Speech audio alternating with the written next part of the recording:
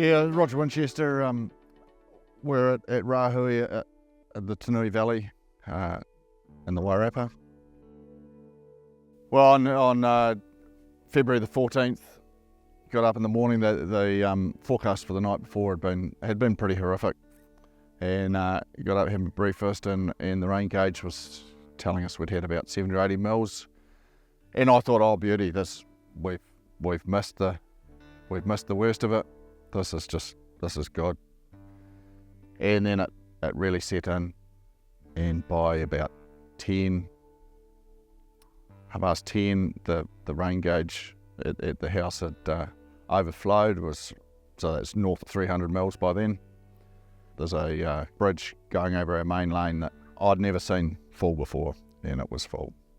And the next time I tried to go up the lane, it was blocked with slips over it. That was just horrific. There was a massive cyclone in about 2004, and this was a step again. There's nothing you can do. You're just going with the flow, just hunkering down until you can get out. Being rural, and everybody knows everybody, and we're all looking out for each other. At that stage, there was one generator in the vicinity, and Scotty and Vix were wonderful, and they shared it around their immediate neighbours to keep the freezers and the fridges ticking over, so that what food we had wasn't lost.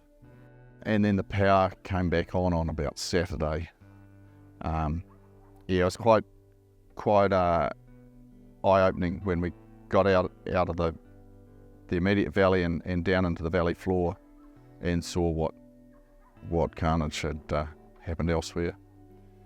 It's just a matter of sitting back a little bit, realising that you're not going to get it all done this month. You're in the long game now. Just prioritising what's achievable. In our case, we're able to get our electric back up and running, boundaries sorted. Everything just took a bit longer. You didn't achieve as much as you'd like to. As long as you're achieving something and ticking something off, that was one less thing one less job that was in front of you. And not stress on the small stuff. You can't dwell on the negative. You've got to look at what's good about it. I thought to myself that there's a lot of damage, and around here in February it's often really, really dry. All of a sudden we had a wonderful summer as far as feed and moisture, so it created a few opportunities. Our stock had plenty to eat. They were happy, they were healthy. Even though we had a massive number of slips and some big slips over the property, because the stock were happy, they weren't searching for food. We had very little get stuck in slips, so that was a positive. After the initial 2 or 3 weeks, there wasn't a lot of getting away, and then after that, just get away for either footy, over to the golf course.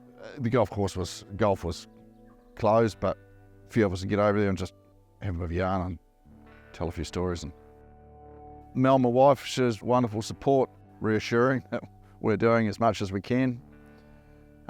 She was doing a massive amount of putting claims in, insurance, just keeping everybody informed of where we were.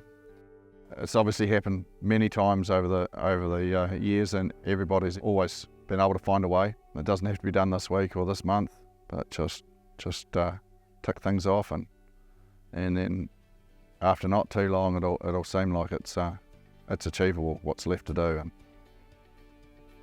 you'll get there.